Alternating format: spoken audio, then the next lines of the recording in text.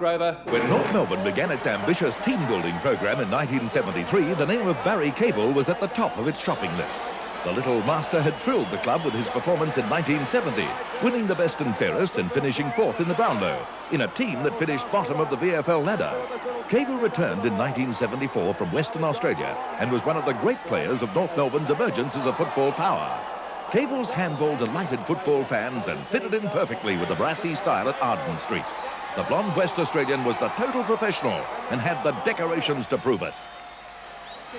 There have been few players more feared in recent years than Hawthorn's rugged skipper Lee Matthews. Tagged Lethal Lee by the media, Matthews has the ability to win football matches with brilliant solo bursts and the physical attributes to stop opponents in their tracks. In 235 games, Matthews has kicked 581 goals. That's more than the late John Coleman, John Peck and Alex Jazelenko. And he's the 12th highest goal scorer in league history. Matthews is a rover who believes football is a physical contact game and should stay that way. Bobby Skilton's dominance in Brownlow medal voting from 1956 until his retirement in 1971 is testimony of his greatness. Apart from being a triple winner of the game's most coveted individual honour, Skilton amassed a record 180 votes over 237 games with South Melbourne. He was a rover of remarkable courage and seemed to be at his best when the Swans were at their lowest ebb, and over those years, that was often. Captain for 11 years, South's best player 8 times and 25 times Victorian representative, Skilton bowed out of the game with only one regret. In that long career, South had made only one finals appearance. Our Rovers for the Hall of Fame. Out of that trio, Ron Casey, who have we? One player selected to rove to the side. Bob Skilton.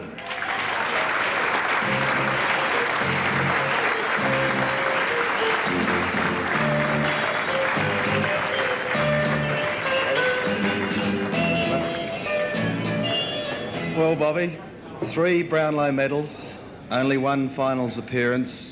Would you ever give back one of those Brownlows to play and win a grand final? Well, very much so, yes. It's football's a team game and winning is the vital thing. And my most enjoyable year in football was easily 1970 when South Melbourne made the finals for the only time in my career. And the ultimate in any footballer's lifetime would be to play in a premiership side. And I've always been envious every grand final day. What do you think South lacked in those years to make it into a grand final and win one?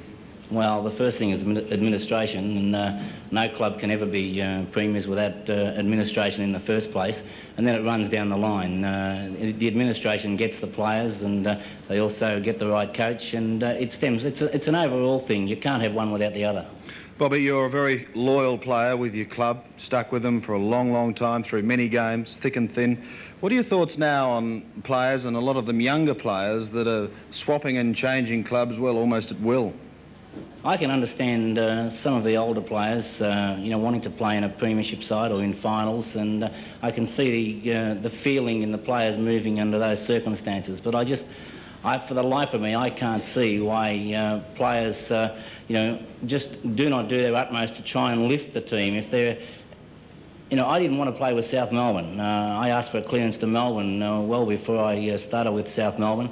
But within 5 minutes of being there, I was in love with South Melbourne. As soon as Ronnie Clegg spoke to me, that was the finish. And, from there on in, South Melbourne was all that mattered. And I think that the Guernsey that you're wearing is what matters. And after you've given service, and if you justify things and maybe then you want to play in the finals, I can understand players wanting to move. But until about 10 years, no. Lou and Jack might like a hand in perhaps answering or asking this particular question. You've had a stint at coaching. Tell me, is it harder than being a television commentator? Oh yeah, far harder, but if I was going to coach again, I wouldn't mind coaching the leftovers from this team tonight, those that don't get a game. Bob Skilton, well done. Rover on 7's Hall of Fame.